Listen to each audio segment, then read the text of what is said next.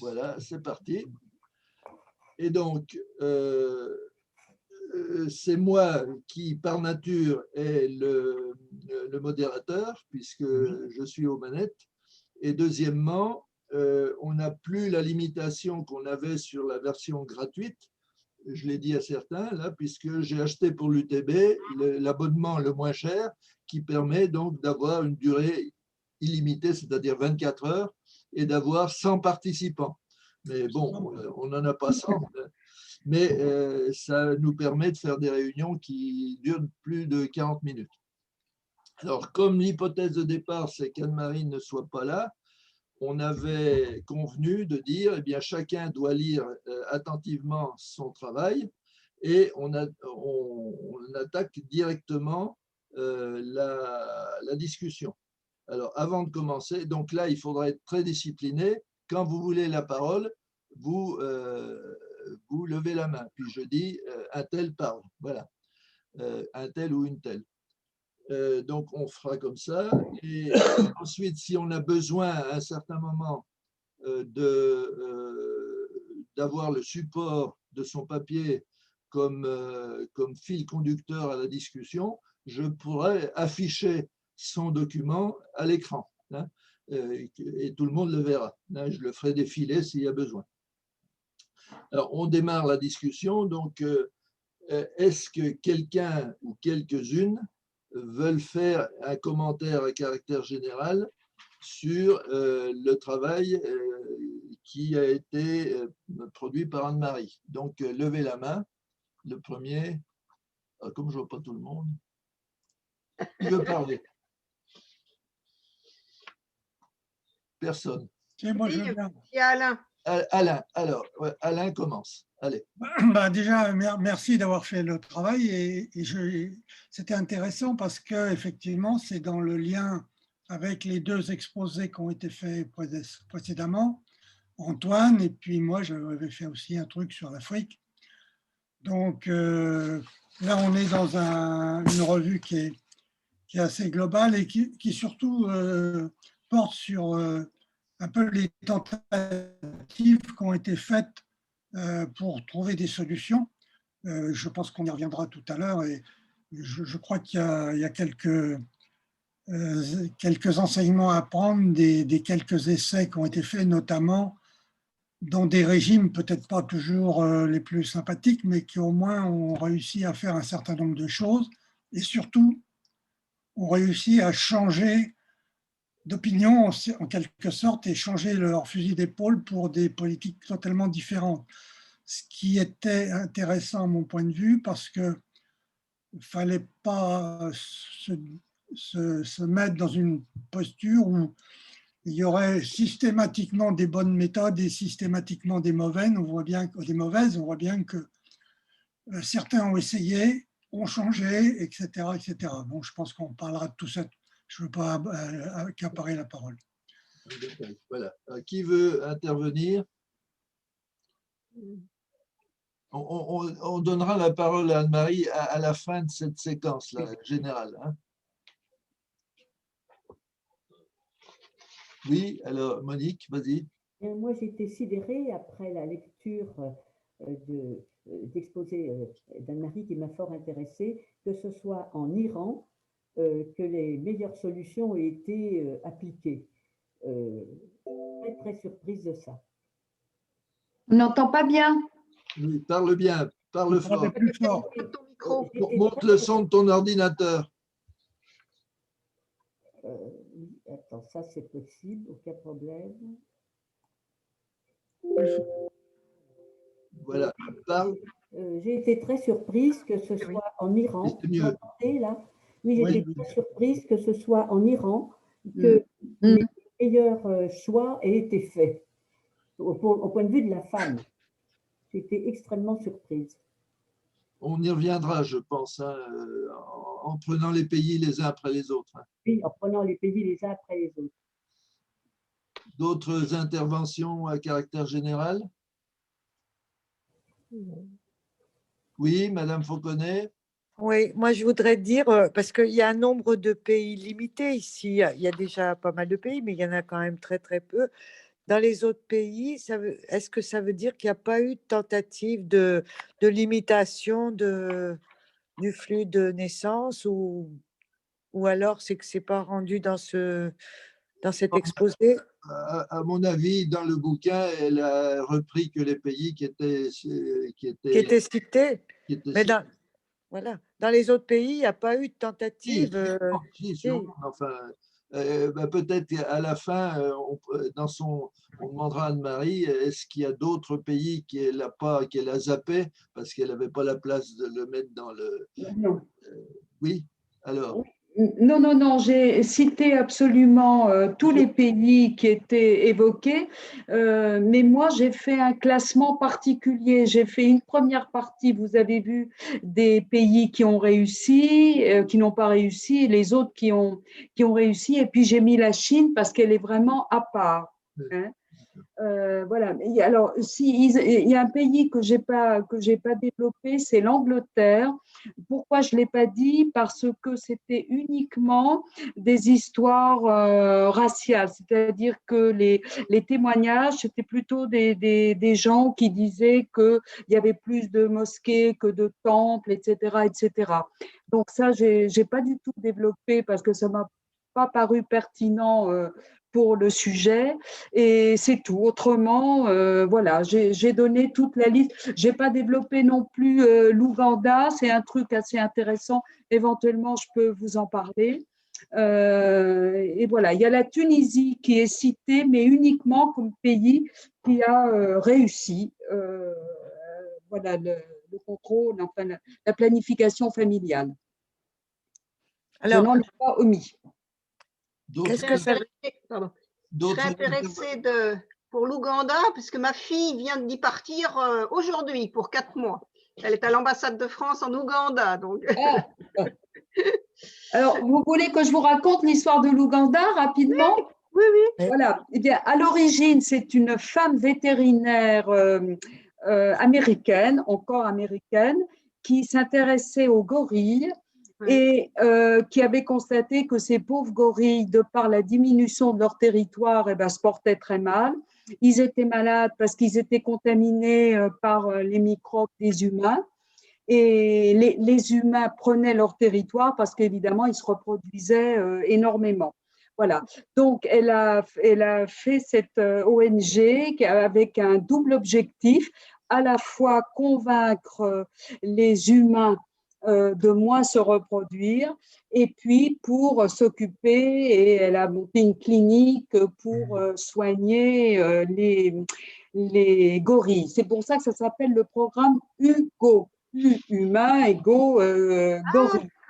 Voilà, c'est ça. Bon, bah je ferai des recherches alors. Et ça a réussi. Hein. Parce qu'il faut savoir aussi que si ça a marché au niveau des humains, c'est parce que il y a un tourisme important justement, il y a une réserve importante de gorilles et il y a beaucoup de touristes. Donc, si on laissait faire les choses, les gorilles allaient disparaître, le tourisme allait disparaître et ça faisait des revenus en moins pour… Voilà, donc ça c'est aussi une réussite originale à signaler. D'accord, merci. Non, moi, je voudrais poser… Liliane, oui. Voilà, une question par rapport… Quand vous dites ça a réussi, ça veut dire qu'on s'est fixé un objectif précis a priori et que ça a été atteint? Comment… Alors, je n'ai pas le livre sous les yeux pour vous donner les chiffres exacts, mais si ça a réussi, c'est qu'effectivement, il y a eu une diminution importante de la natalité, bien sûr. Ah oui, oui, oui. Voilà. Mais quand elle est importante, des fois, elle est trop. On a vu dans ce que vous avez fait comme synthèse, des fois, c'est trop et il faut repartir. Enfin, je veux dire, c'est difficile. Ah ben ça, c'est un autre débat. Hein. Oui, vous voulez dire pour les pays où c'est en dessous du seuil de renouvellement. Oui, quand vous avez dit, à un moment, vous avez dit que la Tunisie a réussi. Ça voulait dire quoi? Qu'ils avaient fixé un objectif et qu'ils l'avaient atteint? Alors, je ne sais pas. Je peux pas. J'ai pas le livre sous les yeux, mais je crois pas. Sinon, je l'aurais mis s'il y avait. En général, c'est réussi quand c'est autour de 2-3 enfants, quoi. Oui, c'est ça. On va encore prendre une ou deux interventions à caractère général. Est-ce qu'il y a d'autres personnes qui souhaitent intervenir? Faire encore une remarque si personne veut, pour pas prendre la place de quelqu'un. Par rapport à Israël, ce qui m'a beaucoup intéressée, parce que je suis allée là, il y a 2-3 ans en Israël, et vous parlez, Mme Coupier, du désert bref, ça a une grande, l'état du pays, enfin, comment dire, l'évolution du pays a une grande influence sur tout ça, quoi. Oui, ce que je vous propose, c'est que après, on va prendre le papier, puis on va balayer les différents pays pour commenter pays par pays. Détaillé. Donc, ce sera plus simple. S'il n'y a personne d'autre qui veut faire une intervention globale, je me permets d'en faire une. Donc, c'est simplement pour redire ce que j'ai déjà eu l'occasion de dire à plusieurs reprises dans des séances passées. C'est une démonstration éclatante de la diversité des cultures et des croyances des différents peuples. Ouais. Et donc, ça bat en brèche à plate couture l'universalisme à la française qui, disons, enfin, pollue, de mon point de vue, tous nos débats franco-français en disant mais on ne comprend pas pourquoi l'ensemble de la planète n'a pas le même point de vue que nous. Eh bien, on ne le comprend peut-être pas, mais le reste de la planète n'a pas le même point de vue que nous sur beaucoup de sujets, mais en particulier celui-là. Je rappelle quand même que historiquement, le premier pays où on a constaté une baisse de la natalité, c'est la France, au milieu du XVIIIe siècle, sans qu'il y ait d'action publique de quelque nature que ce soit, ou d'action de quelque acteur que ce soit. C'est le corps social qui s'est mis à réduire la natalité. Les causes sont très multiples, c'est la décrétionnisation, il y a beaucoup de choses, mais il y a eu un changement de souterrain de culture et de mentalité qui, historiquement, est le premier dans le monde. En disant, on se projette à travers l'action qu'on a sur la natalité, sur l'avenir, d'une façon négative ou d'une façon positive. Bon. S'il n'y a pas d'autres interventions, ce que je vous propose maintenant, c'est que j'affiche le texte d'Anne-Marie et puis qu'on balaye un petit peu les têtes de chapitre. Et puis chacun interviendra comme il le souhaite. Alors, si je puis me permettre, Martine a disparu. Ah, moi, je me vois. Pas du tout. Bon. Le problème, si vous voulez, j'ai un bandeau au-dessus et toutes les ça y est. ne tiennent pas. Oui. Mais en cliquant sur le côté en haut. Il y a Michel Bonnemain qui veut parler. Simplement savoir si vous m'entendez. Très faiblement. Très faiblement. Alain Perdreau. Moi, j'entends. Attends. Michel Bonnemain veut dire quelque chose, il s'approche. Oui, j'écoute Michel Bonnemain. Oui. Non, je disais simplement que moi, je vous vois et j'entends tout à fait normalement. Et nous, quand tu t'approches de ton ordi, on t'entend bien. oui, Peut-être que tu étais trop loin. Je ne peux pas être très loin de mon origine. Je dis, tu craches sur ton clavier et là, ça va marcher. Une question. Je crache presque sur mon plaid. Voilà. Je peux cracher loin, c'est ça qui est embêtant. Oui, mais il n'y a pas d'humain en face de toi, donc ça risque rien. Ah bah, je vous vois tous quand même. Je vous vois tous. En plein écran. Là, c'est bien, Reste comme ça, là, on t'entend bien. Voilà. Donc, Pierre, Alain. Oui, je voulais justement dire, je ne savais pas qu'on allait regarder ça par pays. Je pensais qu'on allait plutôt essayer de sortir des thèmes, des grands axes.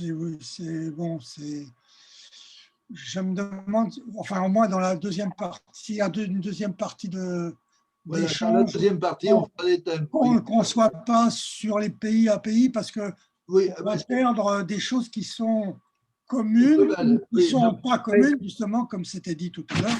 On fera un petit balayage, on va faire un balayage très rapide, groupe de pays par groupe de pays, puis après on va essayer de rentrer une discussion plus globale sur les principes. Hein. On essaye comme ça.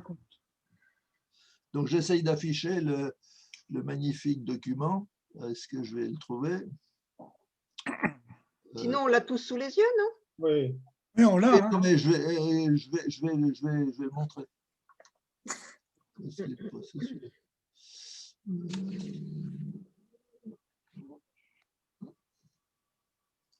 Voilà.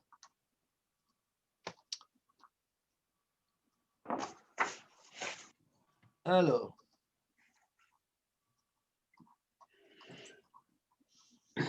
Vous voyez le document? Oui. Est-ce qu'on peut… alors, attendez, voilà. Ça commence à l'Inde. Voilà, l'Inde, voilà. Vous le voyez? Oui. Oui. Donc, l'Inde, manifestement, il y a un problème culturel. Hein. C'est bien expliqué dans ce qui est écrit. Je pense, moi qu'on veuille un peu développer, mais il y a un blocage culturel qui est absolument terrible, culturel et religieux, on va dire, en disant, non, c'est impensable que… Alors, il y a eu des tentatives, mais qui étaient des tentatives violentes de stérilisation et des choses comme ça, mais en fait, globalement, statistiquement, ça n'a pas marché. Hein. Voilà.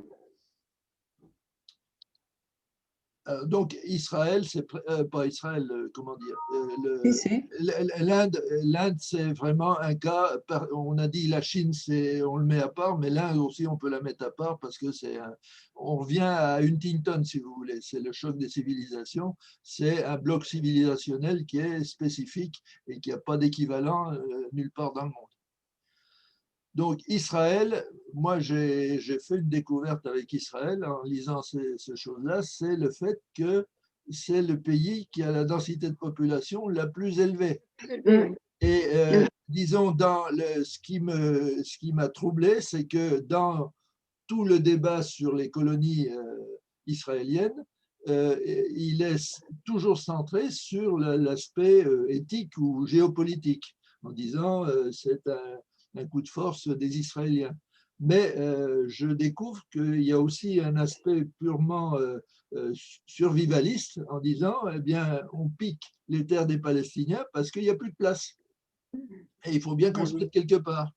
Et ça, on ne l'entend jamais ni dans les articles, ni à la télévision. Sans justifier la chose, hein, mais c'est une motivation qu'on peut comprendre même si on la combat, hein, si vous voulez. Hein. Ouais, il ne faut peut-être pas oublier, si je puis dire, que la Palestine, c'était déjà la Jordanie avant. Donc, les Palestiniens ne sont même pas chez eux, si je puis dire. Enfin, ils ont été… ils sont réfugiés en fait en Jordanie à la suite des événements de 1948. Faut quand même oublier. Non, mais enfin bon, l'histoire de dire c'est mon pays, on trouvera toujours quelqu'un, c'est la thèse des sionistes, en disant oui, mais là vous êtes là, c'est vous qui nous avez piqué notre terre parce que Dieu nous l'avait donné du temps de la Bible. Hein. Oui, bien sûr. On peut remonter comme ça jusqu'à Néandertal. Hein. Oui, c'est à peu près ça, oui.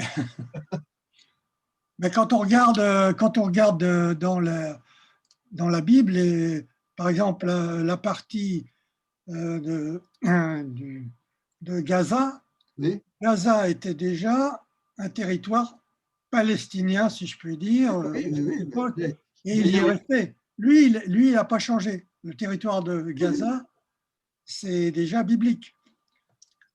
Ça confirme que la conférence de Lionel Véron que nous avons eue là-dessus il y a quelques années. Et d'ailleurs, le mot Palestine, c'est une déformation du mot philistin. Philistin, oui. donc du mot philistin, qui sont les Phéniciens, c'est les Libanais, les premiers habitants de la région, on va dire, on dirait aujourd'hui avec nos mots modernes, c'est les Libanais, c'est-à-dire les Phéniciens. Voilà. Bon, ça c'est OK. On avance. Anne-Marie. Oui, Alors maintenant, l'Afrique. Anne-Marie qui peut parler. Oui, oui.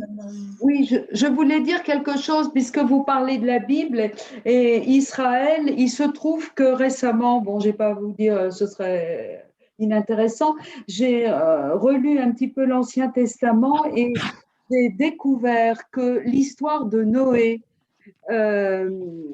il est dit, Dieu, voyant que l'homme n'était pas raisonnable et se reproduisait trop, décide le déluge pour éliminer, etc. Vous connaissez la suite de l'histoire. Et même chose pour Moïse, c'est les pharaons qui étaient effrayés par la reproduction, si j'ose dire, des Hébreux, déjà, peut-être les ancêtres des Harédines, et c'est pour ça qu'il a décidé de faire tuer tous les enfants, etc., etc. Donc, j'ai trouvé ça intéressant que de tout temps, il y a eu quand même ce problème, et puis peut-être plus particulièrement dans cette région. Oui. Pas dans cette région, mais disons, c'est la première trace écrite. La première trace écrite, oui. De l'historicité, oui. Quoi. Hein? Oui. Si la Bible, on peut en dire beaucoup de choses. Oui, si c'est... bon. Monique. Donc, c'est un vieux problème, quoi. Monique. Oui, ce que dit Alain correspond tout à fait à la conférence qu'a fait Lionel Véron sur justement le début d'Israël. La prise des terres palestiniennes. Il y a quelques années de ça. OK. Oui, j'ai pas mal travaillé le sujet. Je pourrais en parler si vous voulez. Ça confirme, c'est la même thèse.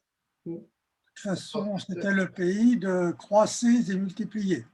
Bien sûr. Alors, ensuite, on pourrait faire un bloc de l'Afrique subsaharienne. Oui. Donc, on a mis le Niger, mais enfin, c'est. Et donc, ce qui me paraît intéressant, c'est toujours l'aspect culturel, c'est dans la dernière phrase des causes, là. Raison historico-culturelle. Méfiance du blanc, colonisation, qui veut stériliser les femmes pour organiser un génocide pour s'approprier les terres. Donc ça, c'est une composante que je n'avais pas vraiment perçue dans le natalisme culturel de l'Afrique subsaharienne. Il y a une chose, si je peux dire, je peux parler? Oui. Il y avait des chiffres quelque part, c'est peut-être plus loin, sur le Nigeria, je ne sais pas si c'est là.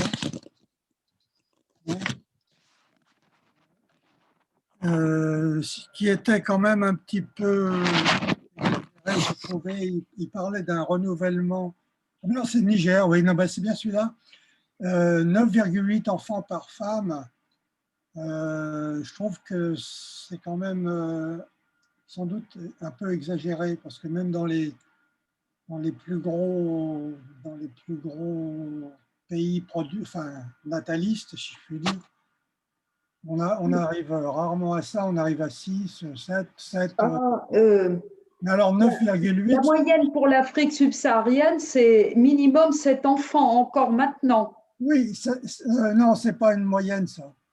Ça, c'est en subsaharien. Moi, je l'ai fait, c'est le texte que j'avais travaillé l'autre fois. La moyenne, la vraie moyenne, parce que la vraie moyenne, c'est 3,4, ce qui est déjà énorme. Et c'est 7 enfants dans certains coins, dans certains villages, dans certaines pointes, etc. C'est comme là, les 9,8, à mon avis, sont faux. J'ai regardé dans d'autres documents, on trouve à peu près 5,5. Et 5,5, c'est déjà énorme. C'est déjà énorme. Je dis, alors, en termes de, si vous voulez, de tendance, de toute façon, ce document a tout à fait raison. Je trouve simplement que là, les chiffres, ils ont été un peu gonflés. Mais enfin, il date de 2014. Hein. Ouais, bon, je ne sais pas, moi, le chiffre que j'ai, c'était de Bon, 2015. Alors bon, on tire un peu les chiffres quand on veut démontrer quelque chose. C'est toujours ouais, je pense qu'il y a un petit côté, la règle des essais. il y a un petit côté comme ça, démonstration, Pascal, un peu poussé. Mais bon, Ça ne change pas la nature du problème. la tendance est bonne. Ouais, la tendance est bonne, oui, c'est clair. Pascal veut parler. Oui, je connais un petit peu, même bien le Burkina Faso, puisque l'hôpital de Chalon était jumelé avec l'hôpital de Ouagadougou. Effectivement, le nombre de naissances est à peu près 9. Ceci dit, avec une mortalité néonatale effroyable, absolument, qui reste actuellement absolument effroyable. Donc, on arrivait à des chiffres à peine à 4 enfants au final. Hein.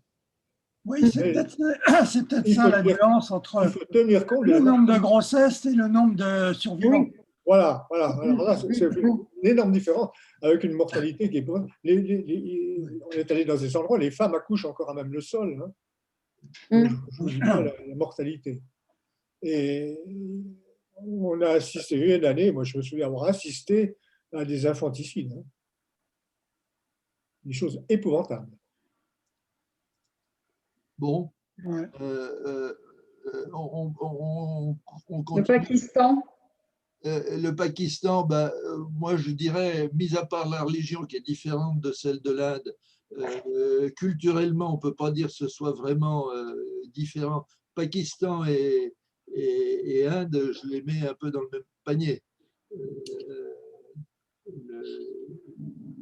Bon, ils ne s'en sortiront pas, quoi, en clair. Ouais. Non, le Pakistan, il a une difficulté supplémentaire, c'est que la densité, enfin les zones à forte densité, par rapport à la totalité du pays, elles sont élevées. En Inde, il y a beaucoup de monde, mais les zones à forte densité, elles sont en valeur relative moins étendues. Enfin bon. On pourrait parler un petit peu des Philippines, parce que là, pour moi, c'était aussi un peu une découverte. Oui, le culte du condom. Oui, oui, c'est surprenant ça. Ouais. Et donc, ça, on n'en parle pas dans les médias, en clair. Quand les radars de la natalité, on ne met pas les Philippines dans la liste. Bon, voilà. Et donc, l'aspect un petit peu dictatorial de l'Église catholique qui excommunie toute tentative de régulation des naissances. Apparemment, ça a l'air de changer. C'est une bonne chose, d'ailleurs.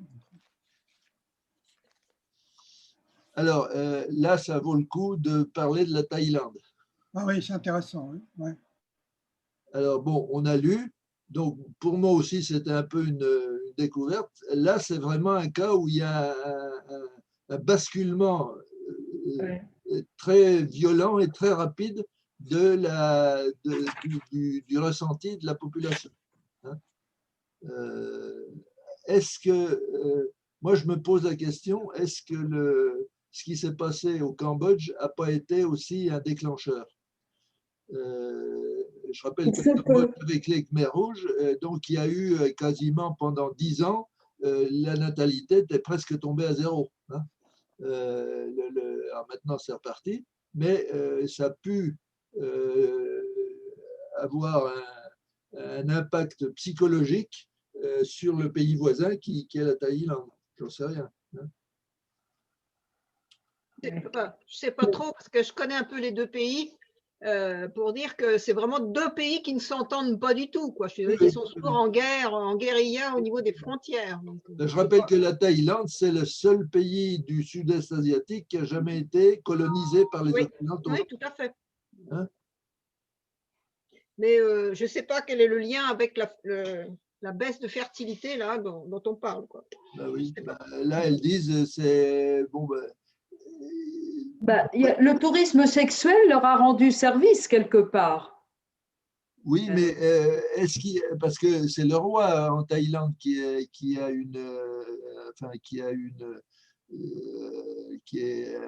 un rôle symbolique, comme un peu comme au Cambodge. Mais Sauf est-ce que le roi vraiment du temps de Norodom Sihanouk, il se foutait pas mal du contrôle des naissances? Enfin, je sais pas, là c'est bizarre. en Thaïlande, depuis la mort du père, enfin il n'y a pas si longtemps, je pense qu'au contraire, actuellement, si vous lisez un peu les journaux, il y a une grosse rébellion des jeunes, en particulier contre le roi actuel, qui fait Ah n'importe oui, quoi. oui, parce que Le jeune, parce que l'ancien oui, roi était extrêmement vénéré. Donc ah peut-être oui, qu'il a eu un rôle, parce que mais l'actuel, je ne suis pas très sûre. ben non, ben, le roi en question, c'était un scientifique, c'était un gars qui survolait, enfin, qui avait une valeur personnelle extrêmement élevée, au-delà du symbole. Hein. Donc c'est pour ça qu'il était respecté. Hein, voilà. Alors l'Iran, Sur la Thaïlande, je peux dire juste un mot. oui, Moi, je trouve que là, ce qu'on voit dans ce qui s'est passé, en fait, pour arriver à 1,5 enfants par femme, c'est qu'on a vraiment en fait, privilégié, et les gens l'ont accepté, un petit peu le bien-être au reste d'autres valeurs, si je puis dire. Donc, ils ont réussi à le faire avec effectivement un espèce de cocktail assez curieux sur l'histoire des préservatifs, mais sur aussi Bill Gates qui s'implique là-dedans, etc. Donc, c'est possible. Moi, j'ai pensé que la Thaïlande était aussi un pays qui est à 95% bouddhiste et non pas hindouiste, ce qui change beaucoup les choses, puisque l'horizon du bouddhisme, c'est pas de se produire et de se reproduire et de se continuer vers une éternité, etc. C'est l'extinction. Le nirvana, c'est l'extinction. L'hindouisme, c'est au contraire le samsara, la rotation des existences, etc. Et je pense que quand il n'y a plus cette espèce de poussée vers une recherche d'une éternité, d'une certaine façon, par on survit avec les enfants, on survit avec sa culture qui se continue, etc. Je pense que ça peut changer la façon de traiter ce problème-là. Je ne dis pas que c'est bien ou mal. Après, chacun a ses convictions sur l'après. Mais je pense que quand on recherche, on se dit que finalement l'après, quand il n'y a rien, c'est bien, puisque c'est un peu la vocation du bouddhisme, 95%, ça peut changer la vision des choses. Et quand on le rapporte en fait un mieux-être immédiat, eh ben, ils sont preneurs. Ce qui n'est peut-être pas le cas ailleurs et ce qui ne sera peut-être pas le cas dans d'autres pays où finalement les valeurs déjà vitales, c'est-à-dire se reproduire, survivre, se reproduire et en accessoire un petit peu s'adapter, ça nous donne envie de transmettre la vie, transmettre la culture, transmettre les développements et les connaissances. Donc on n'est pas dans la restriction ni humaine, ni de la consommation.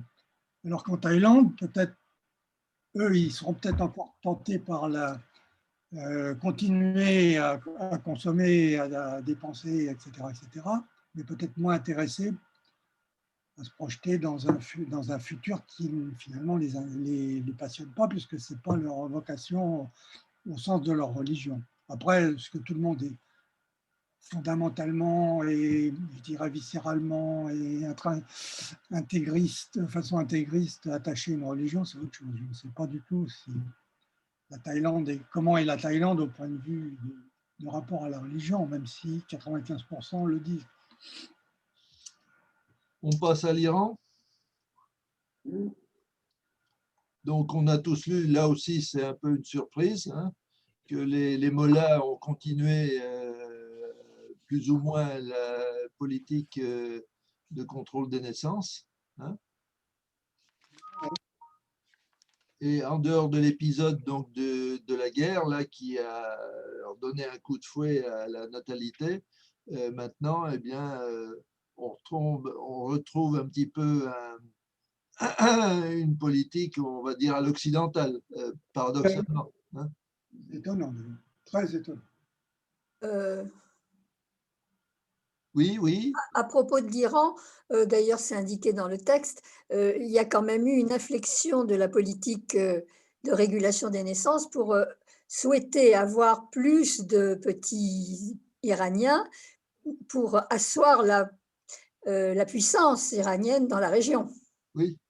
Oui. Il y a eu une inversion. Les mollahs ont changé de stratégie.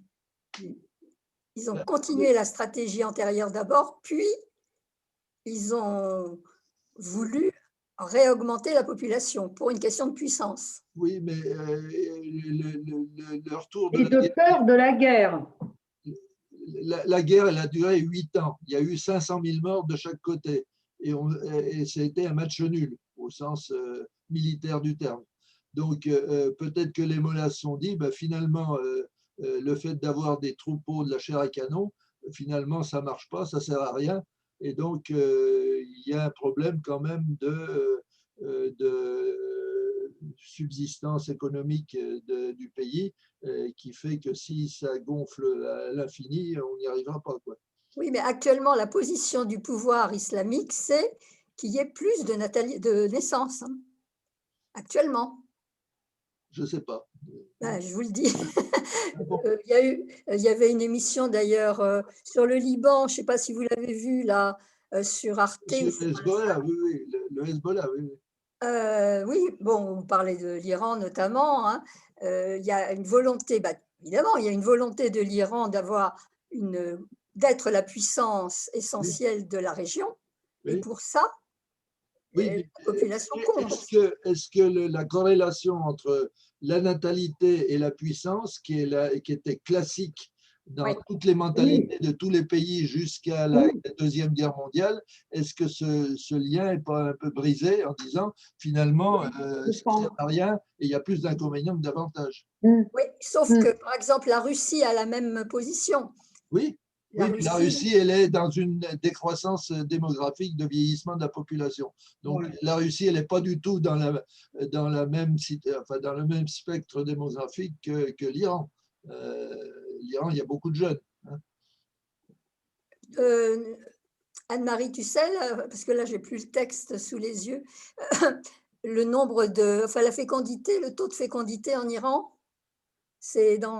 Fécondité, c'est 2. Oui, là, c'est élevé. C'est 2, oui. Et il y a eu une tentative oui. Il y a marqué les Iraniens ne veulent pas plus de 2 enfants. Voilà, les Iraniennes et les Iraniens, c'est ça qui est intéressant. Les hommes aussi se satisfont pleinement de n'avoir pas plus de 2 enfants. Et c'est le cas. Actuellement, ces 2 enfants, ils sont 75 millions d'habitants. Alors donc, le taux de fécondité n'est pas à 2 s'ils ont 2 enfants. Comment tu dis? S'ils ont 2 enfants, le taux ne peut pas être à 2. Oui, il y a un petit écart. Il y a un écart. Quand on a 2 enfants, on ne peut pas avoir un taux au niveau nation. C'est le chiffre derrière la virgule, ça. Voilà. Non, c'est 1,6, je ne sais pas, comme en France. Oui. Ils ne veulent pas avoir plus de 2 enfants. L'ordre de grandeur, c'est autour de 2, on va dire. Pas plus de 2 enfants, les Iraniens et les Iraniennes d'ailleurs. En 2012, sur le texte d'Anne-Marie. On va dire, culturellement, les gens sont venus à la même sensibilité que les pays occidentaux. Voilà, c'est ça. Ouais. Et suppression des allocations après 3 enfants. Voilà. En Iran, je pense qu'il y a une différence entre la population éduquée des grandes villes bien sûr. et la population rurale, qui n'est pas négligeable. Hein. Oui. Il y a 2 Irans. Oui.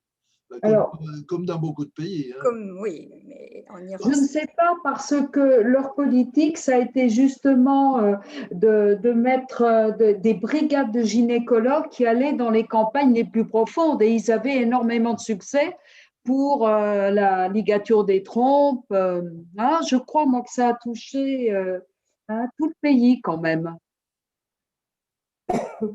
En tout cas, ce qui est certain, c'est que tous les pays qui ont réduit leur natalité, aucun n'a envie de faire marche arrière. Je veux dire, il y a un bien-être et une satisfaction pour les femmes, et quelquefois c'est le cas en Iran pour les hommes, d'avoir une famille de 2 ou 3 enfants. Personne n'a envie de revenir à une natalité élevée.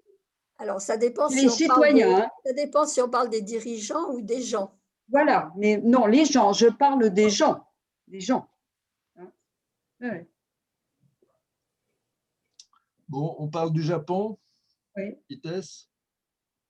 Bon, il n'y a pas de surprise, ça, les Japon, c'est un exemple qui est souvent cité. Hein. Ouais. Bon, donc, réticence à l'immigration, mais c'est facile puisque c'est une île. Hein. Eh oui. Et ils sont très conscients de… Donc, contrairement aux Chinois qui vont être vieux avant d'être riches, les Japonais sont riches alors qu'ils sont déjà vieux. Voilà. En même temps qu'ils sont vieux. Bon. Alors, la Chine. Donc, l'histoire est bien connue. Hein. Donc, politique nataliste de Mao, hein, anti-nataliste de Mao, qui a duré quand même plus de 20 ou 30 ans. Hein. Et là, en ce moment, ben, on sent que d'abord, ils avaient toléré dans les campagnes d'avoir plus d'enfants que dans les villes. Mais bon, le problème de la Chine, ben, c'est le déséquilibre homme-femme. Hein, comme en Inde. Comme en Inde, oui. Comme en Inde. Effectivement, quand ça concerne des populations gigantesques d'1 milliard et plus d'habitants, ben, 20% d'écart, ça fait du monde, quoi. Et là, c'est des razzias. Véron nous l'avait bien dit, actuellement, toute la partie sibérienne de la frontière est quasiment envahie d'une façon, comment dire, enfin, souterraine, enfin pas souterraine, non légale, on va dire ça comme ça, par des Chinois qui vont faire des razzias aussi bien au nord du côté de la Sibérie qu'au sud du côté du Vietnam. C'est l'enlèvement des Sabines, hein, comme on disait. Il y a quelque chose qui m'a étonnée, ça qui doit être unique, je pense, enfin non, peut-être qu'en Afrique aussi, 2 enfants uniques pour un couple, c'est trop lourd à supporter, ça fait 4 personnes à charge. Oui. Et c'était une des raisons qui a pesé pour faire marche arrière. C'est un truc, nous, occidentaux, qu'on ne conçoit pas bien quand même. On nous a expliqué, on y est allé en Chine, on nous a expliqué ça. Une des raisons, c'est pas la seule, une des raisons, c'est que l'enseignement est payant en Chine. Et oui. Donc, dans le budget, l'enseignement, c'est un poste qui est plus lourd que on va dire le loyer, l'habitation. Et donc, les gens se projettent un petit peu dans l'avenir en disant on n'arrivera jamais à payer l'éducation de nos enfants, surtout s'ils vont en études supérieures. Et l'avantage de l'enfant unique, c'est que quand c'était une fille, eh ben, ils avaient assez d'argent, donc la fille pouvait aller en fac. Voilà, ça a été le seul point positif. C'est pour ça qu'il y a beaucoup de filles en fac. Voilà, c'est ce que vous avez mis. Pour ce qui est des parents, des 4 parents qui sont une charge, évidemment, ils n'ont pas de retraite non plus. Oui. Donc, c'est les enfants qui assurent. Oui. Donc, à 2 pour assurer la subsistance de 4, enfin de 6, donc plus l'enfant. C'est une charge, ne serait-ce que financière déjà. Tout ça, c'est en train quand même de se diluer parce que notre guide, on y est allé en 2009, l'UTB. Hein. Et donc, notre guide nous a dit, eh bien, dans les grandes agglomérations qui étaient moins grandes que ce qu'elles sont maintenant, tous les phénomènes sociaux qu'on a en Occident, c'est-à-dire l'augmentation des divorces, les couples monoparentaux, le fait qu'on ne s'occupe plus des grands-parents, se développent de la même façon que dans les pays occidentaux, avec un décalage. Donc, l'histoire de dire on s'occupe des parents, quand on est dans les grandes villes de plusieurs dizaines de millions d'habitants, ben, c'est terminé. Les parents crèvent à la campagne et puis c'est tout. Voilà.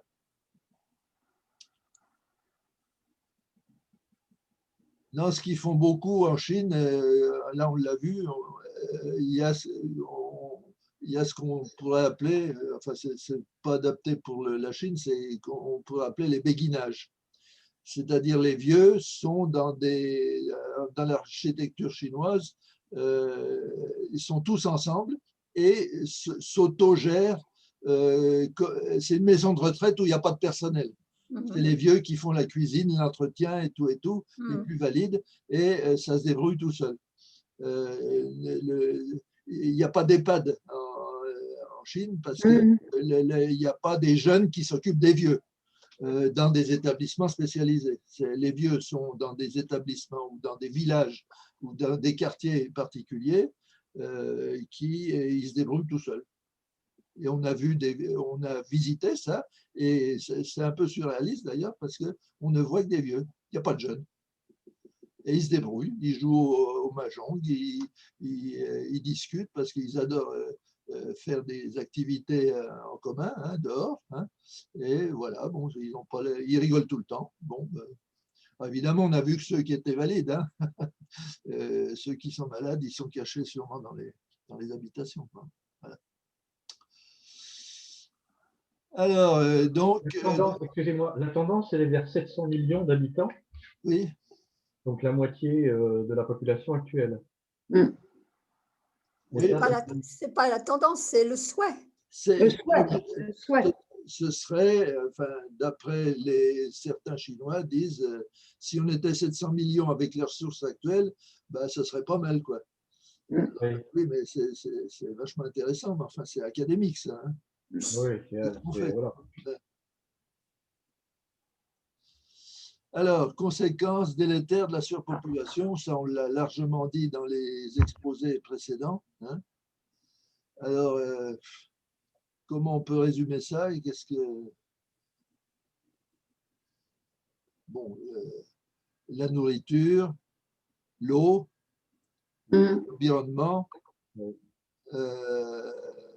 le chômage, etc. Oui. Ce qui m'a vraiment interpellée, c'est le renversement du cycle de l'eau, c'est-à-dire maintenant c'est l'océan qui remonte dans les fleuves et non plus le fleuve n'a plus assez d'eau pour arriver à la mer, quoi. Tellement il est pompé pour les irrigations. Hein, et même aux États-Unis, j'ai mis l'exemple je sais pas, c'est le Mississippi ou le Colorado. Colorado, voilà. Même aux États-Unis, ils ont ce problème-là. Donc, l'inversement du cycle de l'eau, c'est fou quand même. Et alors, donc, comme la mer remonte, elle est chargée de sel et elle stérilise les terres. Donc, c'est un cercle vicieux. Hein. Non, moi qui suis beaucoup allé aux États-Unis, ce sujet-là, il y a 30 ans, il était déjà très présent dans les discussions. Les gens en étaient conscients. Mais oui, tout à fait. Le problème des États-Unis, on retombe dans le problème culturel. Entre cette difficulté-là et la limitation de la liberté individuelle et la liberté d'entreprendre, c'est comme le Trumpisme, la liberté, disons, surpasse tous les autres problèmes. Hein? Vous pouvez bien faire tous les raisonnements rationnels que vous voulez, et ils vous diront non, foutez-moi la paix, je veux être libre de mener ma vie, et ceux qui n'y arrivent pas, ben, ils crèvent, et moi, si je suis bon, ben, je vais survivre. Donc, c'est très puissant, et c'est ce qu'on a constaté encore dans les élections présidentielles, indépendamment du guignol sur lequel on se focalise, mais on a bien vu qu'il a un socle très important des pays, ben c'est la campagne, hein, et qui dit ben non, moi, foutez-moi la paix, je veux faire ce que je veux. Si le voisin crève, c'est son problème, c'est pas le mien. Ouais. Voilà. Conséquences humaines, bon. Donc, alors pour arriver sur les thèmes, on pourrait s'attarder un petit peu sur l'épilogue, parce que là, vous avez fait finalement synthétiser toutes les thématiques qui sont sous-jacentes dans l'exposé.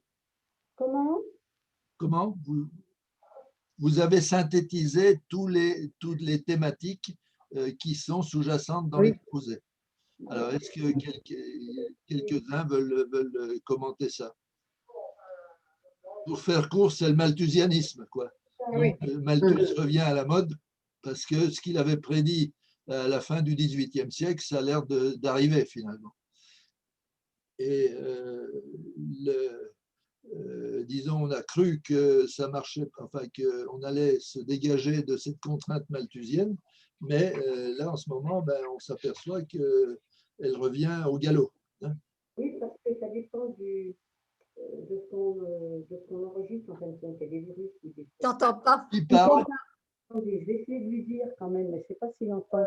Monique qui parle, mais on n'entend pas. Oui, c'est Alain qui appelle parce qu'à l'écran, il a une mise à jour sur le modèle 5 de Zoom. 7 ou 5, Alain? 5. Donc, à l'écran, il ne voit plus rien. Il n'y a plus que ce phénomène qui se passe là. Il ne fallait pas qu'il appuie sur mise à jour. Mais c'est fait. Une fois que la mise à jour est lancée, il faut attendre maintenant. Voilà, il faut attendre jusqu'au bout puis qu'il essaye de se reconnecter. Hein. Ouais. Voilà, il faut attendre que ça soit fini. Et on ne peut pas interrompre une mise à jour. Oui, voilà, vous avez entendu? Voilà, là, il faut attendre.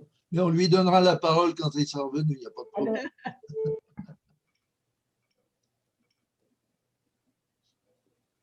Oui, moi je trouve les conclusions d'Anne-Marie quand même très pessimistes. Ça donne beaucoup de blé à moudre aux gens. Alors non, l'épilogue, c'est pas moi. Hein. L'épilogue, c'est l'auteur. Hein. Ah bon, pardon. Oui. Non, après, on va venir sur les opinions des uns et des autres. Voilà. J'en reviens à l'épilogue qui est quand même très pessimiste et qui donne beaucoup de blé à moudre aux tenants de la décroissance. Hein. Et c'est un Américain. Oui, je sais bien. Oui. Mais il y a d'autres ouvrages qui ont une vision plus optimiste, disons, de l'avenir et qui voient une décroissance, mais de la population se poindre à l'horizon d'ici 2050 à peu près. 2060, le réchauffement climatique, là, ça va chauffer. Hein. Oui. C'est peut-être le fait qu'on soit grillé qui fera décroître la population et non pas les programmes de planning familial. Voilà. J'en reviens à l'Afrique que je connais un petit peu. Tout ce qui est subsaharien, il n'y a plus d'eau déjà pratiquement. Hein. Oui. Il n'y a déjà pratiquement plus d'eau. Et quand on y va, quand on connaît des gens là-bas, on a presque envie de leur dire, mais sauvez-vous, hein, parce que ça va devenir invivable ici. Oui. Donc, outre le problème qu'évoque Malthus, etc., la prophétie de Malthus, le problème que vient d'évoquer Pascal, c'est effectivement la perspective des immigrations et des migrations humaines qui vont devenir très, très, très importantes. Oui. C'est plus que la population mondiale, c'est que les gens vont se concentrer à nouveau de plus en plus dans des zones où il y a encore quelques richesses. Quoi. Là, on y va tout droit. Donc, il y a les réfugiés climatiques, il y a les réfugiés de tout ça. Et ça fait partie du problème général. Ça, c'est pas que la population au niveau nombre, totalité. Bien sûr, bien sûr. Voilà. Et l'eau, il faudra qu'on ait un sujet là-dessus parce que c'est un énorme problème dans bien des pays. Oui.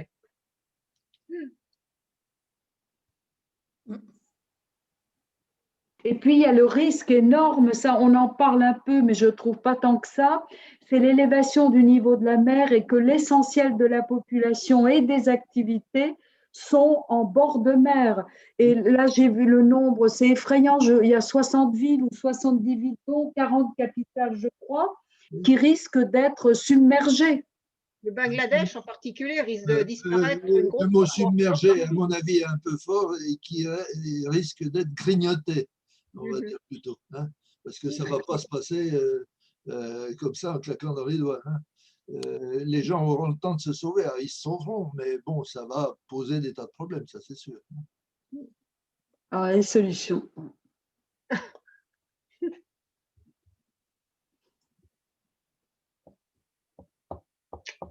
Donc, alors, l'épilogue, c'est toujours un petit peu le discours onusien en disant si on ne s'occupe pas de la natalité, ça va être le bazar.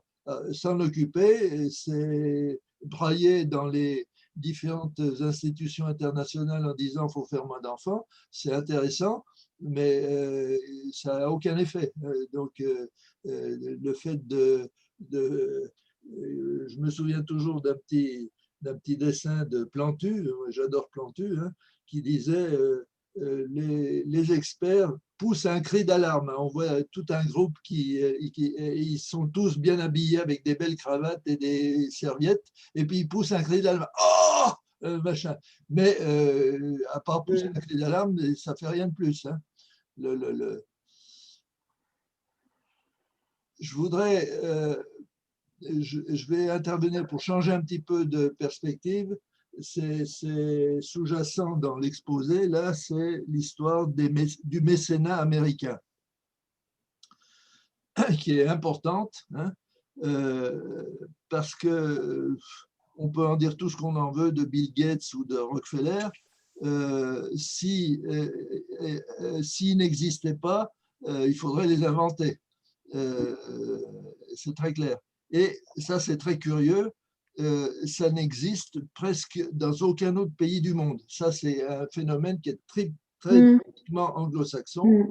Le monde anglo-saxon dit, avec son substrat de protestantisme, hein, donc le fait il faut absolument devenir riche. Et si on devient très riche, très riche, très riche, donc tout ce qu'on aura accumulé, pour l'essentiel, il faudra le redistribuer sous forme de charité, au sens large du terme. Et ça a été le cas de Carnegie, ça a été le cas de Mellon, ça a été le cas de Rockefeller, ça a été le cas et maintenant c'est le cas de Gates, c'est le cas de comment il s'appelle, Warren Buffett. Warren Buffett, c'est le grand copain de Bill Gates. Warren Buffett, il a mis 98% de sa fortune dans la fondation de Bill Gates. Parce qu'il dit, moi j'ai fait mon héritage à mes enfants et je dis n'importe quoi, j'ai 100 milliards de dollars, hein, je leur en donne un et tout le reste, je le donnerai à une fondation caritative. C'est ce que fait Bill Gates. Alors ça, vu d'un Français, c'est impensable.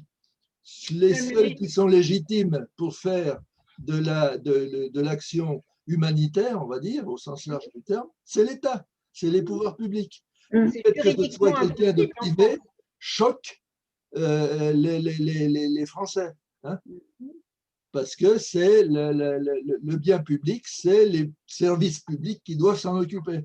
Donc, c'est l'ensemble de la population qui doit mettre au pot et après que ce soit réparti par des systèmes d'aide sociale. De toute façon, en France, c'est juridique, puisque de toute façon, on ne peut pas déshériter ses enfants hors la quotité disponible. Voilà. Donc, de toute façon, là, déjà, on va limiter forcément le mécénat particulier hein, dans ces cadres-là. Sauf à faire des sociétés, mais je veux dire, encore une fois, il y a bien des héritiers, des gens qui sont actionnaires des sociétés. Bien sûr, dans la culture anglo-saxonne, il y a liberté testamentaire. Hein, voilà. Ce qui n'existe pas en France. Qui n'existe pas en France pour des raisons historiques. Hein, voilà. Et même si on le changeait en France, ça ne passerait pas parce que ce n'est pas du tout dans la culture des gens. Hein. Mais les 60 millions de petits Français, je me souviens toujours quand Giscard d'Estaing avait dit on est un petit pays, ça avait fait hurler tout le monde, mais c'était quand même la réalité. 60 millions au milieu de 6 milliards d'habitants, ben, ça fait 1%. Donc les Français, c'est 1% de la population et ils n'ont pas, même si c'est le pays des droits de l'homme, de tout ce que vous voulez, bon, le reste de la planète rigole ou nous ignore. Hein, voilà. Mais oui, en dehors des grandes fortunes américaines, j'ai lu il n'y a pas tellement longtemps un article où il comparait l'esprit donateur des gens. Et aux États-Unis, l'Américain moyen donne beaucoup. Alors, et on a pensé que c'était peut-être un facteur religieux dans les pays catholiques, donc la France, il n'y a pas beaucoup de donateurs, et même des petits donateurs, comparativement aux États-Unis. Ah ben non, en France, par contre, les gros donateurs, enfin, les grosses fortunes ne donnent pas. Ça, c'est clair. Oh, si, Notre-Dame. Non, mais c'est la pression médiatique qui a fait ça. Oui. Bernard Arnault, il donne 1 ou 10 ou oui. de sa fortune. Il ne donne pas 98% de sa fortune. Ça n'existe pas en France. Ne serait-ce qu'à cause de raisons légales, quoi, enfin, de législation, parce qu'on ne peut pas déshériter ses enfants. Il y a un mécénat d'entreprise qui n'est pas négligeable en France quand même. Oui, mais enfin, ce n'est pas négligeable en valeur absolue, mais en valeur relative, c'est marginal. Oui, c'est parce que c'est défiscalisé aussi. Hein. Ça va surtout. Bien sûr, il y a aussi des carottes, bien sûr. Aux États-Unis aussi, il y a des carottes fiscales pour le mécénat. Mais comme vous disiez, dans les pays latins, on transmet. Oui. On transmet, voilà. Oui. Hein? Et ça change tout. Mais oui, mais nous, parce qu'on est un pays d'héritage, dans le pays anglo-saxon, on a la grâce divine. Si on a la grâce divine, chaque génération doit faire ses preuves devant Dieu. Et donc, il doit reconstituer une fortune. Bon, M. Trump, il a quand même utilisé l'héritage de son père. Ça a aidé quand même. Et puis, il est en faillite, hein, on ne le dit pas assez. Oui. Bon. On ne prête qu'aux riches, vous savez bien. Hein. Il a beaucoup de sous et beaucoup de dettes. Voilà, on va dire ça comme ça. Alors, est-ce qu'on peut aller maintenant sur le commentaire ou le positionnement vis-à-vis des opinions d'Anne-Marie, que je montre ici. Donc, on est très effaré, bon, c'est horrible, mais bon, c'est une réalité. Donc, on est tous d'accord, là, je pense. Hein. Donc, la surpopulation, ben, ça existe. Faire des enfants, c'est toujours faire de la chair à canon. Dans certains pays, aujourd'hui, une des raisons pour lesquelles, à mon avis, dans les pays occidentaux, on s'est arrêté de faire des enfants, c'est un peu lié aussi aux deux guerres, en disant, ben, on nous a raconté des bobards pour les deux guerres mondiales, en disant, avec les enfants, on va arriver à bouter l'ennemi hors de France. On a surtout réussi à faire un massacre très efficace. Hein, voilà. Adorateur de Dieu et bâton de vieillesse. Bon, adorateur de Dieu, c'est plutôt dans les pays, on va dire, musulmans, hein, où cette thématique est forte. Mais en Israël, avec les Palestiniens. Oui, mais en Israël, les Haredim, ils sont hyper marginaux. Quantitativement, ça ne se voit pas, quoi. C'est quasi même d'Israël. Alors, le couplage de la surpopulation et du changement climatique, ça c'est intéressant. Hein, c'est-à-dire que ce n'est pas parce qu'il y a surpopulation qu'il y a un changement climatique. C'est pas le changement climatique intrinsèquement. Il aurait pu, si on n'était que 2 milliards ou 1 milliard, même avec notre mode de vie actuel, l'échéance du changement climatique, elle sera repoussée de plus d'un siècle. Ça, c'est clair, ça a été calculé. Hein. Le poids considérable de la religion, ben oui, Voilà. Alors là, par contre, il y a un truc que je n'ai pas compris, le poids des droits de l'homme. Alors, qu'est-ce que vous avez Oui, à me parce dire? que, oui, les droits de l'homme. Quand je citais le sommet de la Terre à Rio, Oui. quand le sujet a été complètement évincé et il y a eu plusieurs pressions, mais dont les droits de l'homme. Ben parce qu'il ne faut pas toucher à la liberté de l'homme. L'homme, il fait ce qu'il veut. Donc, ils sont absolument opposés à… Alors, c'est une question de terminologie. Il ne faut surtout pas parler de contrôle des naissances parce que c'est quelque chose qui est imposé. Voilà. C'est une atteinte à la liberté de l'homme. Ah, un problème. Non, non, il y a Alain. Non, mais Alain, j'ai vu qu'il essayait de se connecter. Voilà, Alain. Voilà, le voilà, il est revenu. Voilà. J'avais eu une pub de mise à jour, hein, j'étais coincé avec ça. Oui, bon, allez, on est sur la… alors je réaffiche le doc. Hein. Voilà. Donc, on était sur Oui, oui. la conclusion, c'est-à-dire sur les commentaires personnels d'Anne-Marie. Donc, alors, redites sur les droits de l'homme, je n'ai pas bien compris là.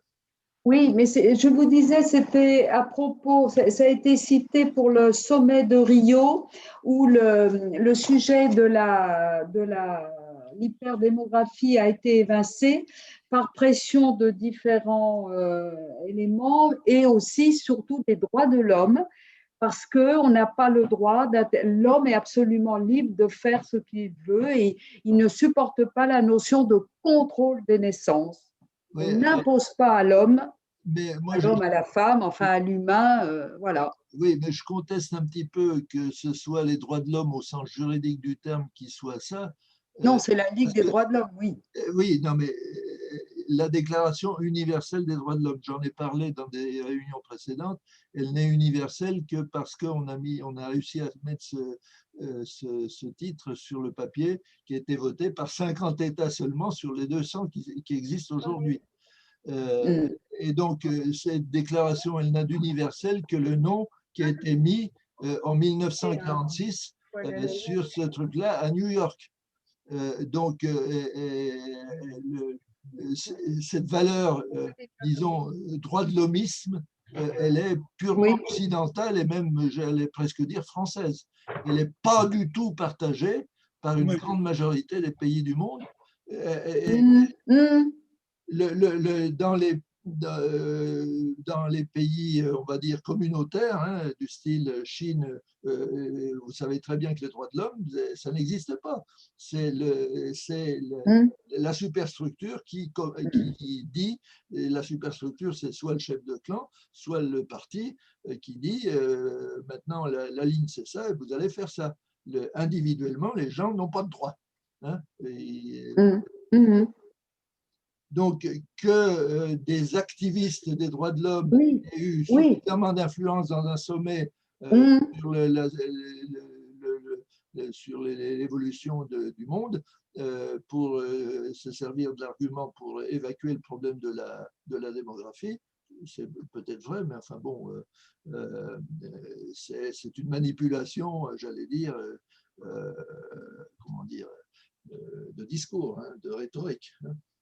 Mais ça a souvent été utilisé comme ça, hein, les droits de l'homme, on met tout ce qu'on veut dessous. Et… on les a en bandoulière, mais elles sont en bandoulière que des pays occidentaux et de certains pays occidentaux. Ouais, ouais. Hein, et donc qui sont minoritaires numériquement. Hein. C'est une façon de culpabiliser les gens. Voilà. Tout à fait. Rôle presque exclusif des ONG américaines. Oui, ben bien sûr. Et c'est curieux.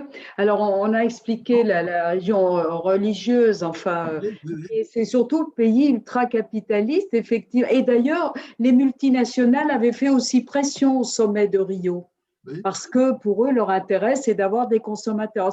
C'est curieux quand même.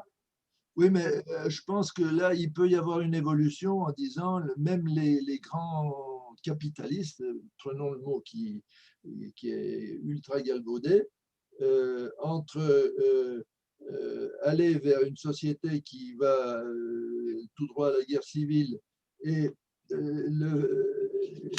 la société de consommation elle ne pourra plus marcher si c'est la guerre civile. Donc, ce n'est pas dans l'intérêt des grands capitalistes. Les grands capitalistes, leur intérêt premier, c'est la paix civile. La paix.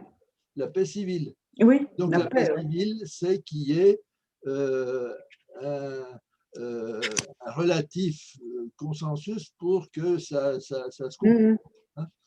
Donc, l'histoire de dire on veut plus de consommateurs, je pense qu'il y a 50 ans, ça c'est sûr que les gens disaient, c'est du Fordisme, hein, en disant ben, moi je paye bien mes ouvriers et j'ai de plus en plus d'ouvriers, donc ils achèteront de plus en plus de bagnoles et donc la pompe s'amorce.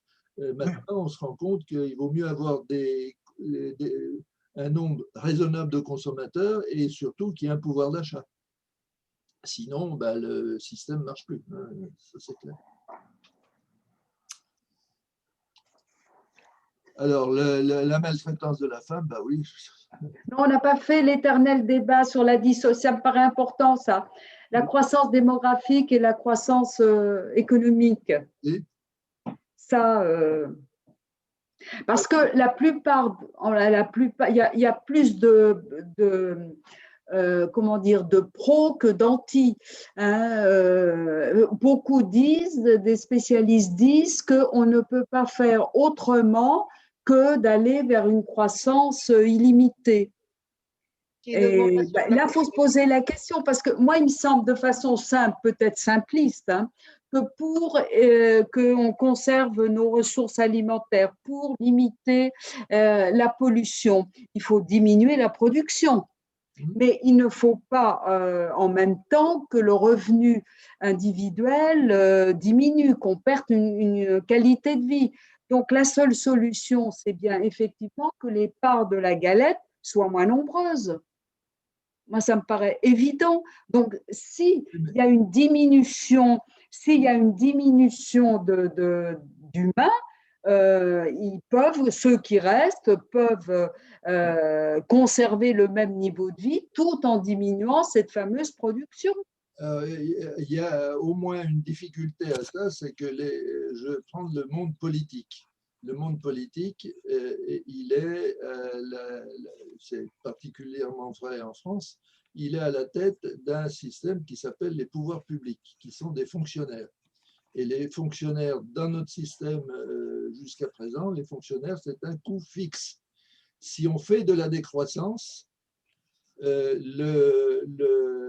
donc le coût variable, ça va être l'économie libre. Donc, l'effet qu'on a déjà, qui a déjà commencé en France depuis 30 ans, c'est que tout doucement, la sphère productive est phagocytée, elle est pompée par le coût fixe de l'État, au sens large du terme. Et pour essayer d'échapper à cette difficulté qui est bien identifiée dans les hautes sphères en France, on achète les services publics font leurs achats de fournitures, en particulier des médicaments. Le cas, c'est tout à fait dans l'actualité. Pourquoi on achète les médicaments en Chine et en Inde? C'est parce qu'ils ne coûtent pas cher. Pourquoi on a besoin de médicaments qui ne coûtent pas cher? Parce qu'on a administré le prix des médicaments. On ne veut pas que les médicaments augmentent. Donc, si on le fait chez nous, ça coûte beaucoup plus cher. Donc, ça fait péter le déficit de la sécurité sociale. Donc, qui est-ce qui a décidé de passer en Chine? C'est la sécurité sociale. Est-ce que je peux dire quelque chose? Oui, ah ben oui.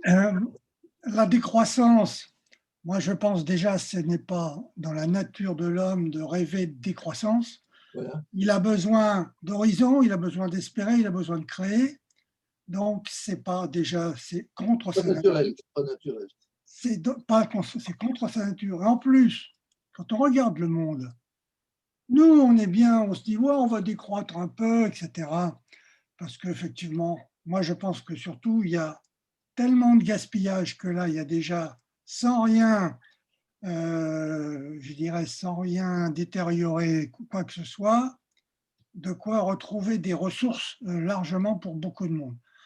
Et en plus, je pense aussi à tous ceux qui sont dans des vies très médiocres, très à la limite partout, tous ces gens-là, ils n'ont pas envie de la décroissance parce qu'eux, ils ont envie de la croissance. Bah oui. Ils ont envie de la croissance et ils seront plus nombreux que nous. D'accord. Donc, on n'est pas dans une perspective, enfin, en tout cas, de croissance énorme, même si on veut un peu freiner les choses. Il faut bien se rendre compte qu'il n'y a pas de raison qu'au Nigeria, au Sahel, on ne rêve pas aussi d'avoir sa maison de campagne, sa piscine. Pourquoi pas? Pourquoi pas? Je veux dire, ce sont des hommes comme les autres, peut-être qu'à terme, alors bon, tout ça, c'est un petit peu modéré aussi par la culture, bien évidemment, avec les rêves qui sont différents les uns des autres. Mais il y a quand même la nature humaine, elle va plutôt vers plus de choses. Alors, la raison doit être là pour modérer tout ça, je comprends bien, hein, mais tout ça ne se décrète pas comme ça d'un seul coup, je veux dire. On voit bien que ceux qui ont réussi ont été surtout ceux qui avaient du pouvoir, donc que ce soit l'Iran ou la Chine, il n'y avait pas de choix, hein, de toute façon. Et puis, ceux qui, bizarrement, ont réussi, comme la Thaïlande, c'est parce qu'on leur a vendu un mieux-être. Et effectivement, les femmes thaïlandaises sont certainement beaucoup plus heureuses d'avoir seulement un enfant et demi, si je puis dire. C'est dur de dire les choses comme ça, par foyer ou par femme en tout cas. Et voilà, donc je crois que la décroissance, c'est pas forcément vendeur pour que les gens adhèrent à ce genre de choses. Il y a des nouvelles philosophies qui arrivent, la vie lente, la vie simple. Ouais, c'est pour les bobos, ça, madame. C'est pour les bobos. Oh, C'est pour les bobos. Le monde n'est pas cohabité de bobos. tout le Japon, le Japon fonctionne comme ça quand même. Oui, mais parce que c'est dans leur culture. C'est dans leur culture, je sais Ouais, bien. ouais, Zen, etc. Quoi, oui. Ouais, dans 50 ans, ils seront plus que 50 millions. Bon, OK. Oui. Alors, est-ce qu'on envisage ça? Moi, ça me perturbe la tête, ça. Je n'ai pas envie, je ne cherche pas à grandir. On est bien. Pourquoi? Bon, voilà, on est bien. Bon, avec un taux de renouvellement de 1,9 en France, ben c'est bien. Non, mais l'inertie d'évolution de ces choses-là, au niveau des mentalités, elle est telle que s'il y a des évolutions dans les mentalités, ça va être très lent par rapport à la dynamique d'explosion démographique. Absolument, oui. C'est ça. La bombe va exploser avant qu'on ait trouvé la solution. Oui, c'est ça le risque, c'est vrai, c'est le grand risque. Oui. Il y a Pascal qui voulait parler aussi. Pascal. Oui, tous les économistes actuellement les plus sérieux disent que la décroissance, ça va être les premiers dommages, ce sera pour les gens les plus pauvres. Hein. Ah oui, ben oui. Ben oui. Bien sûr. On ne sait plus. Écoutez, un économiste sérieux, c'est un oxymore. Un oxymore, c'est l'inverse, c'est-à-dire une contradiction. Il y a un article de Jean Tirole qui est relativement récent, qui met bien ça en évidence. Hein. Non, aujourd'hui, il y a quand même des petites évolutions, c'est qu'on voit des économistes les fameux prix Nobel là, dont on a pas mal parlé, qui disent on va beaucoup plus essayer de prendre en compte l'aspect psychologique de l'économie. Hein. Les économistes ont toujours, sont en fait des mécanistes, hein, et en disant tout le monde a un raisonnement économique de maximiser ses profit, mais au sens individuel, mais en fait, c'est beaucoup plus compliqué que ça. Et donc maintenant, ces aspects sociétaux et, disons, comportementaux, on le voit bien dans cette période de confinement, qu'il ne suffit pas de donner des chèques en blanc et disant consommer, consommer, consommer. Si les gens n'ont pas envie de consommer, ils ne consomment pas, c'est tout, pour des tas de raisons. Et donc, on ne fait pas boire un âne qui n'a pas soif. Donc, l'économie, c'est compliqué. Oui, faut quand même, je crois que c'est bien de dire qu'il faut sortir un peu de cette espèce d'économie un peu algébrique. Quoi. Voilà, c'est mécaniste. Ouais. Voilà. D'autres interventions? Moi, je voudrais déjà remercier, mais vous allez le faire derrière, donc Anne-Marie qui nous a fait un très bon travail. Hein. Et finalement, l'expérience, je ne sais pas ce que vous en pensez. Bon, à part les petits cafouillages habituels de connexion au départ, globalement, ça fait combien de temps qu'on parle là? Ça va faire 2 heures. Hein. Ouais, ça fait un moment, on est bavard. Donc, on a… 3 heures, 1h30, oui. Enfin, on a fait 1h30 de discussion, mais enfin, disons, on a commencé en principe à 14h30. Hein. Possible, oui. OK. Alors, on remercie donc Anne-Marie. Est-ce que quelqu'un d'autre veut dire quelque chose? Oui, moi, je voudrais poser une question peut-être stupide, hein, j'en sais rien. Non, mais non. Excusez-moi. Elle n'est pas stupide par définition. La déraison de l'homme aux deux sens du terme. Alors, j'ai beau me creuser la cervelle, je ne comprends pas cette phrase. Je n'ai pas entendu. La dernière phrase, Anne-Marie, sur la déraison de l'homme aux deux sens du terme. Eh bien, l'homme, l'humain, l'espèce humaine et l'homme masculin. Ah, le mal. Deux dimensions. Le mal. Deux dimensions du terme. Merci beaucoup. Je n'avais pas imaginé ça. Je me torturais avec cette phrase. Et bien finalement, merci pour la réponse et merci pour l'exposé. On va conclure avec la petite maxime d'Einstein que tout le monde connaît. Il a dit, il y a 2 choses que je connaisse qui soient infinies, c'est l'univers et la bêtise humaine. Alors, en fait, pour l'univers, je ne suis pas parfaitement persuadé que c'est infini. Je ne suis pas sûr. Je suis pas sûr. Donc, on la ressort tout le temps, mais bon, il avait un sens de l'humour. C'est peut-être apocryphe, hein, mais parce qu'on lui a tout fait dire à Einstein. Ouais. Mais bon, il est bien pratique, c'est comme Churchill, il a tout dit aussi. Hein. Donc, bon, les bonnes blagues, Einstein, il sert pour le caser. Et puis, je vous en sors une autre sur Einstein, puis pour la blague. Hein. Alors, il rencontre Marilyn Monroe. Et Marilyn Monroe, elle est connue cette histoire. Hein. Marilyn Monroe dit maître ou je sais pas, professeur, moi j'ai une proposition à vous faire, il faut qu'on fasse un enfant tous les deux. Il aura votre intelligence et ma beauté. Et il lui répond du tac au tac, il dit mais essayez d'imaginer qu'il ait votre intelligence et ma beauté. Pas très gentil, bon. Alors là, c'est le passif d'honneur. Voilà. Donc, il avait le sens de la répartie. Hein. Voilà. Et bon, merci à Yves pour nous avoir branchés sur des nouvelles. Voilà, et merci Marie pour qu'elle a pu participer. Merci Annie.